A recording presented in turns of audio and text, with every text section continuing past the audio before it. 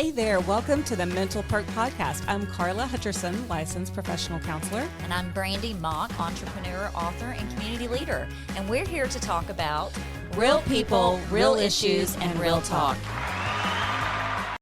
Welcome back to Mental Perk and Happy New Year. We are so excited to have you guys Happy on New the Year's, show. everybody. It is going to be an awesome new year. Today we're talking about setting goals and resolutions, the difference between the two. So, I hope you got to see our Christmas segment on, just all the stresses that come along with the holiday season. And we're going to start out with our new year really talking about the difference between goals and resolutions. Yes. So I am a firm believer in setting goals, and there's a lot of different reasons why. But I think the word that everyone associates with the new year is resolutions. Resolution. So, Brandi, what is a resolution to you?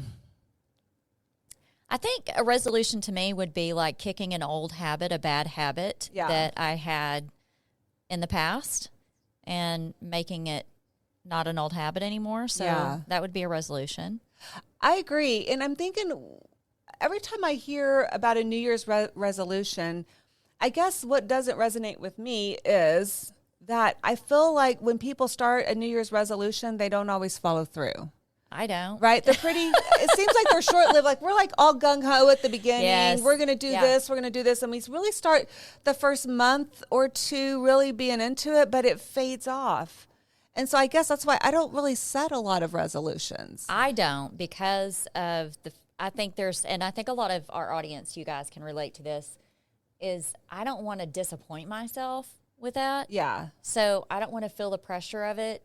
I know what my capabilities are. It's a matter of, do I want it or do I not want it, right? Yeah. So I think that sometimes that tends to stress out people. I think with the newness of the new year wears off, the resolution goes with it. Yeah. Yeah. So I guess I'm more of a goal-setting person, and there's a lot of reasons that I believe in goals. And some people would say, like, well, isn't a goal a resolution or vice versa? But I'm like, I think they're different. I think they are different. Well, explain to us therapists how they are. So a goal, I feel, drives us every day, and I feel like it's a mental health skill. So if we're really thinking about when we're really struggling with anxiety or depression or things to motivate us, I really believe in setting goals. And sometimes it doesn't have to be some magnificent thing that I'm going to do and I'm going to change the world kind of goal. It could be get me through the day goals. Oh, yeah, for sure. Right? Because if I'm feeling depressed, I'm already less motivated. I already have a lack of interest. I'm already struggling with all of those things and keeping focus. So I would do 3 small goals I could accomplish in the day. Well, and you bring that up, a very good point, because I've had some dark moments with depression, right? And I think sometimes, like you just said, the small little things, like it could be simply just getting out of bed, right? That is a goal. That's a goal. Me. Yeah. You've met that goal. So if you've accomplished that goal, what's the next thing, right? Could be taking a shower. Could be, eating some breakfast. Something. Yeah. But just don't try to overwhelm yourself with it, especially if you're going through that little valley. You want to be able to not try to overwhelm yourself with what you've said. Yes. And so again, when you're first starting to enter that phase of setting goals, you want your goals to be obtainable, right? You want to make sure that those 3 goals I set for the day, at the end of the day, I can check those off and I can go to bed knowing I had a successful day. And I don't know about you, but whenever I do accomplish those things, I feel so much better. And it's a 100%. Minor, like you said, it could be a minor goal you set. Yes. But you got it off your checklist. Yes. And it's like, man, I accomplished something. Yeah. It might not have been a lot, but it was something. And I'm a real big believer because I feel like we can set these small little goals every day. And if you're not in the midst of an episode of depression or feeling really anxious, your goals are going to look different than they did if you're really trying to use it to get through those tough times, right? So I feel like those daily goals can be used on a range, right? Sure. So a spectrum, if you will. But basically, we can set them as simple as we can when we're at our worst, or we can kind of make them a little bit bigger and more detailed when we're at our best. And also, too, though, when you said at our worst, sometimes maybe not setting a goal at your worst is when you need to set the goal. Yes. Maybe just have a moment of calmness, a moment of just being quiet. Yes. And then set the goal. I think the biggest thing with people that go through the funk I call it the funk. That's a good word for it. It is a good word for it, right? Yeah, 100%. Is not to feel like you're obligated to do it because you're so overwhelmed, right? When you're going through those moments, that I think you'd agree that, just get through that time. Yes. And then baby step right back into things. And don't get discouraged. I agree. So let's say you set your 3 daily goals and you only accomplish 2 of them that day. Better than none. It's better than none. So you still got the ball rolling that day. You still accomplished something. It's still a success. Right. So that's a win-win. I feel like as you're learning the process of goal setting, like I said, it can be on a spectrum. So you can have, small goals that really get you through the tough times, but then keep that habit going. And if you build that habit, you're going to be doing that every day. Like every day, I at least have 3 goals on my list. And I don't always get through all my goals every day. And like I said, it's still a success if I get through half of them.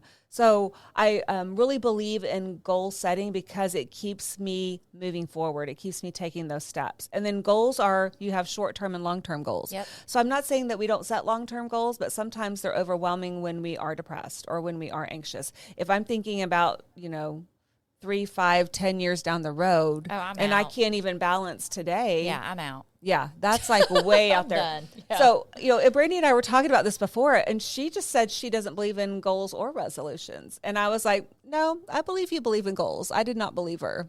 Maybe I don't call it that. I go into life with 0 expectations. That way I'm not disappointed. So I kind of look at an expectation and a goal kind of the same. Like, I think those are different too. They may be, but when I go into that, if I don't have them set, I'm not disappointed, so I don't have to worry about it. Does that make sense? And then if I supersede that, then hey, it's a win-win, right? Yes, but I think how is that measurable? I don't know. Exactly.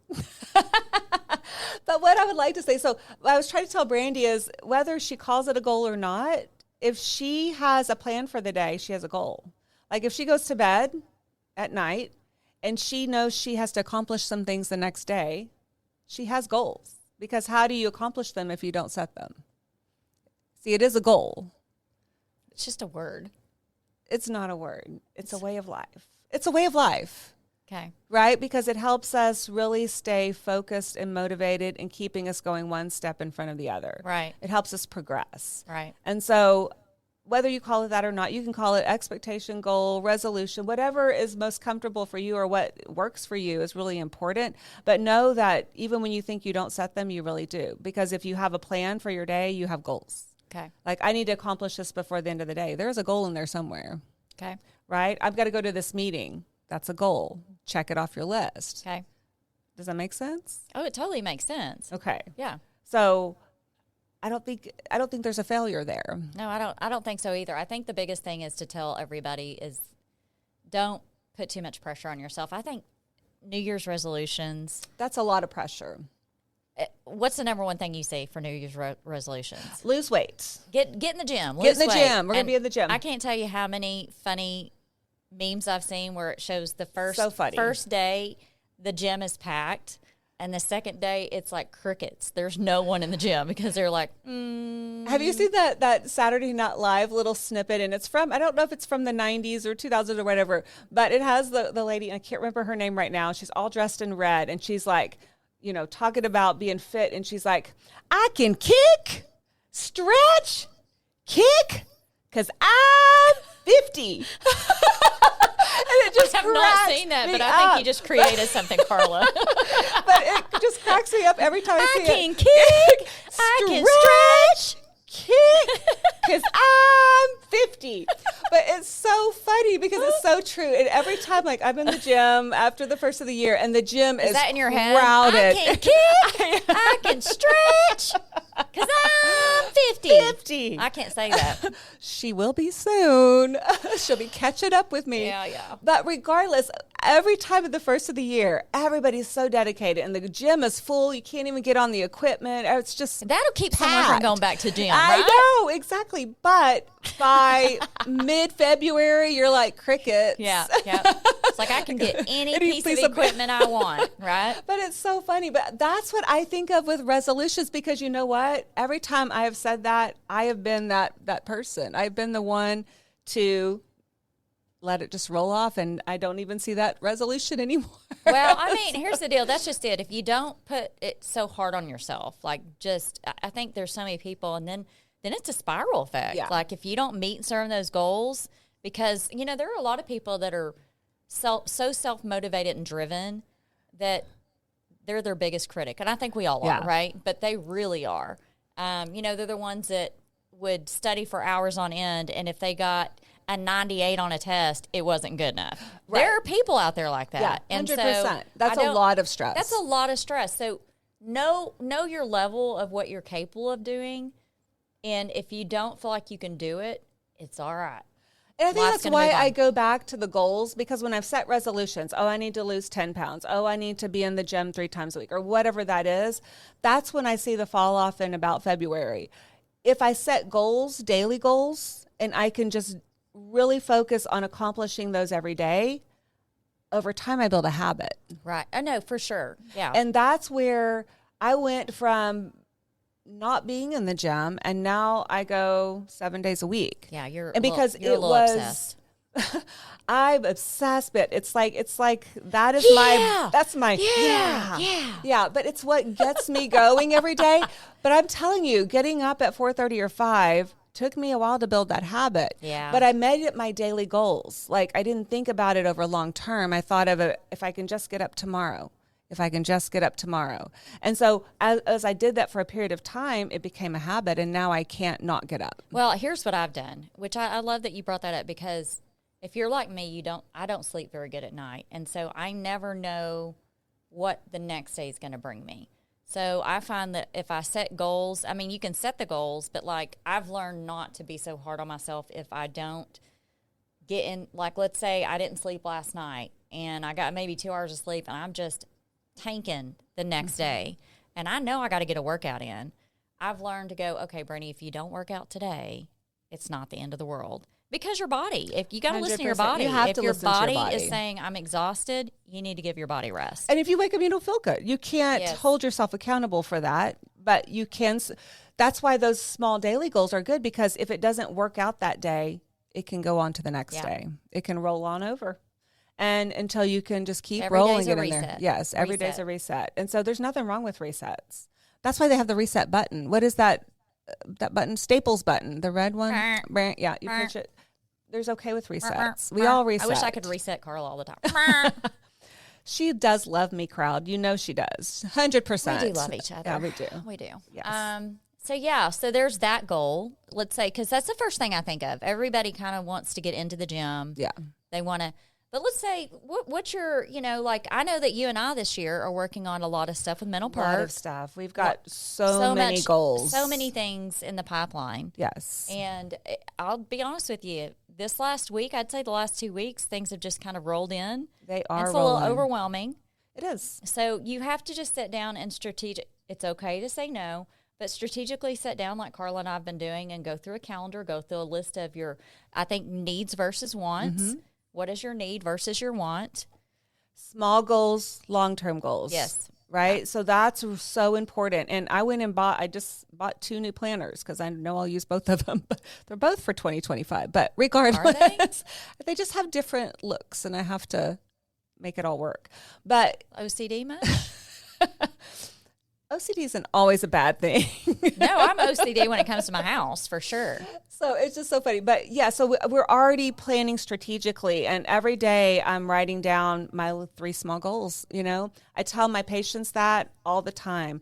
And I'm doing the same thing. I try to practice what I preach in that situation because I know it works. It works. And so even when we're starting to feel overwhelmed, we get lost and we're like, Brandi and I are at different meetings and she's like, oh, I talked to this person. I say, I talked to this person. We start just going. And it's like, poof. We do. And then I'm like, what did we just say? I know, like, if I don't write that down and I don't set it up, we're going to lose out on an opportunity. Right now because we've had so many neat opportunities come before us the last couple weeks. Just phenomenal people that have crossed our paths and phenomenal opportunities that are going to come to us in 2025.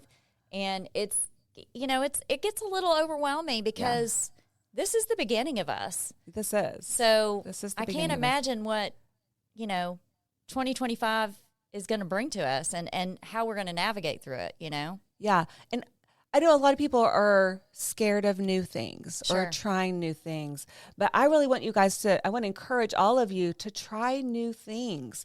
Don't be scared of it, because failure is not necessarily a bad thing. So many things come from failure. Yes. When Brandi and I first started Mental Perk, we were failing right and left. We did not know what we were doing, and we were just getting like discouraged. Do you remember that? Discouraged, frustrated. But neither one of us came from this field, right? So we don't know anything we know about how to it. run companies. Yes. We know how to do something. But it's like anything else. When you're doing something for the first time, it's scary. It's scary. You just kind of go with it. You learn. Don't be afraid to make the mistakes. Mistakes are good. Like failures are good. That's where big ideas happen. Yeah. That's where big things happen. Yeah. And so try things, even if it's like going to the gym and you fail at that, keep trying, or try something else, or do a different route. If it's not the gym, go to an exercise class, do kickboxing. Find what works for you. If that's important to you, do it. Find a way to make it work, and don't be scared of failure. Well, and I think that this goes across everybody's lives. So that means for you and your spouse, if you have a goal setter, if you guys feel like you're kind of disconnecting and you didn't have as much time with each other the year prior, put it in your planner or your calendar, your phone, date night. Make it a priority. Yeah. Make it a priority.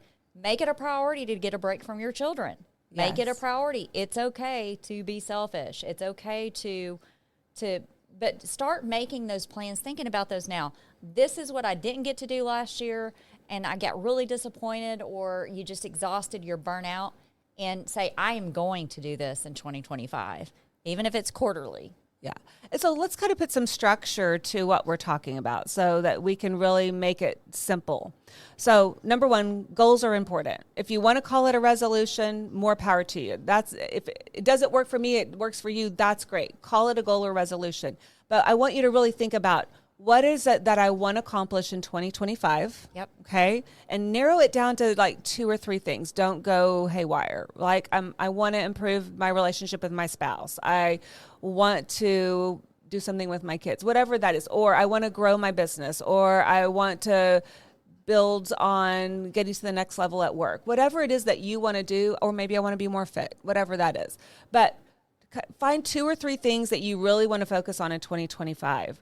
And then put those down, and then go back to your daily goals and try to come up with 3 daily goals that can hit one of those 2 or 3 big goals, right? So that you're building on it. And what will be super neat is when you go back at the end of 2025 and you look back at your planner and you saw all those daily goals that you put in and you saw those check marks. Yeah. That's a good my feeling. gosh. That's going to be call for celebration. That's going to be like popping that champagne bottle. I promise you. And it's or going the to martini. Yes, that would be the case here. Yeah. But I'm just saying, you're going to see all those check marks, and whether you got through all 3 of your check marks that day, you're still going to it's still going to all add up, and it's going to build on top of each other. So find those 2 or 3 things that you want to look at for 2025, and then go back and start using your daily goals to take those steps towards it. Maybe you do Monday for goal 1, Tuesday for goal 2, Wednesday for goal 3. So you're not doing 3 in one day. Yes, great exactly. idea.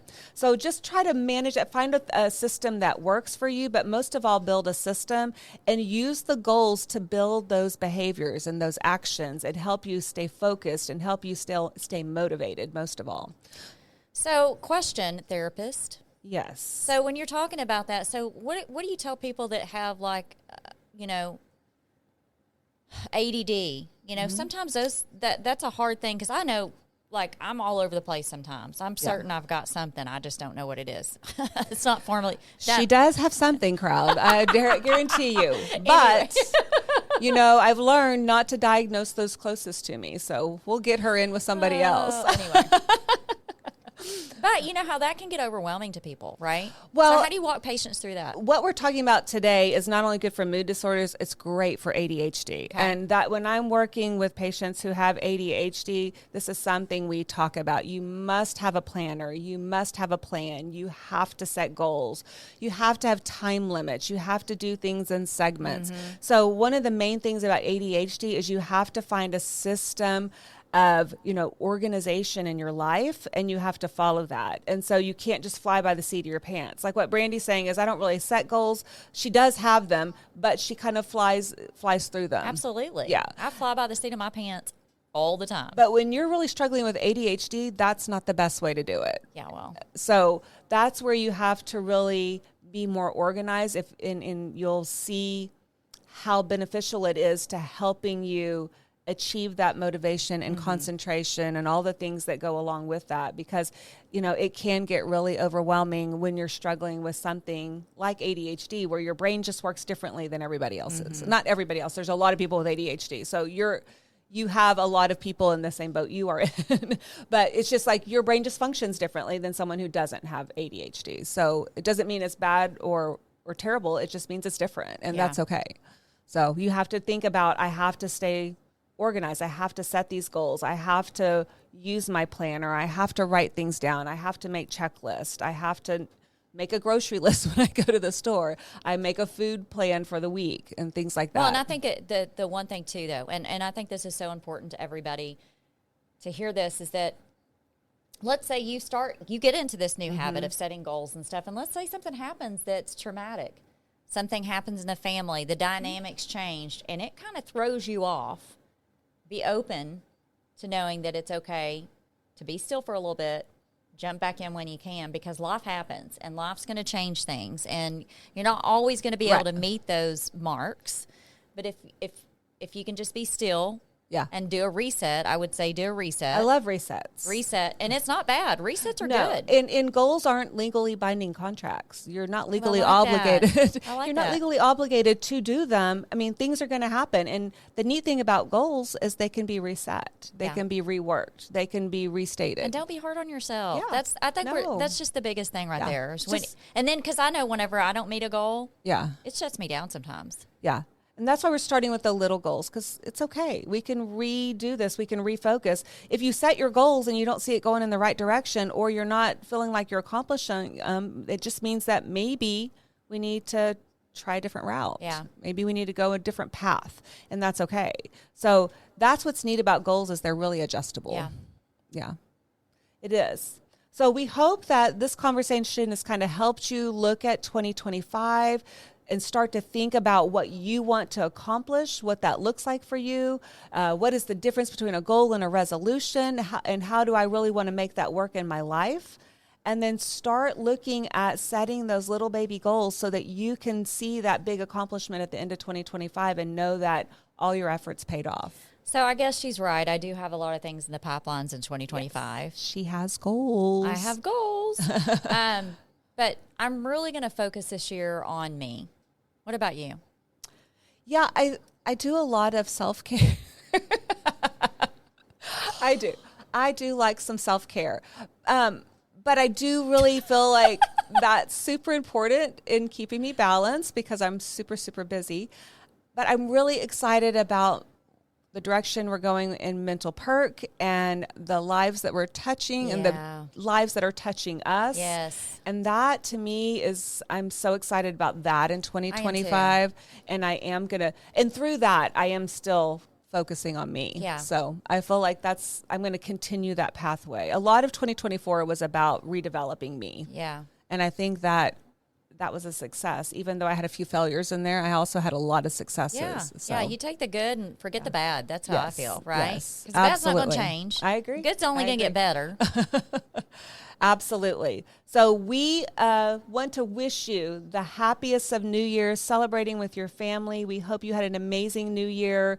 We look forward to hearing from all of you what you're accomplishing in 2025. Reach out to us. Talk to us about your goals. Talk to us about your successes, your failures. We want to hear from you. Yeah. You can reach out to us. We have a new website that's being launched, and it's at mentalperk.org, right? And also, we want you to know that through the holidays, we're taking a little break. Yes. We will be back with new shows for you starting the week of January the 20th. Yes. So we can't wait for you to see what we have coming up. We have some great guests. We wish you the happiest of New Year's. And you're worthy. We're in this together. If you or anyone you know is struggling with mental health issues, please reach out to talk to someone you trust. Get connected to a mental health professional who can help you find ways to cope and ultimately feel better. If you are having suicidal or self-harm thoughts or thoughts of hurting another person, please go to the nearest ER, call 911, or contact the National Suicide Hotline at 988. Thank you for tuning in to Mental Perk. We hope our talk today highlighted real people working through real issues based on mental health. Our goal at Mental Perk is to make sure every one of you knows you're worthy. We're in this together.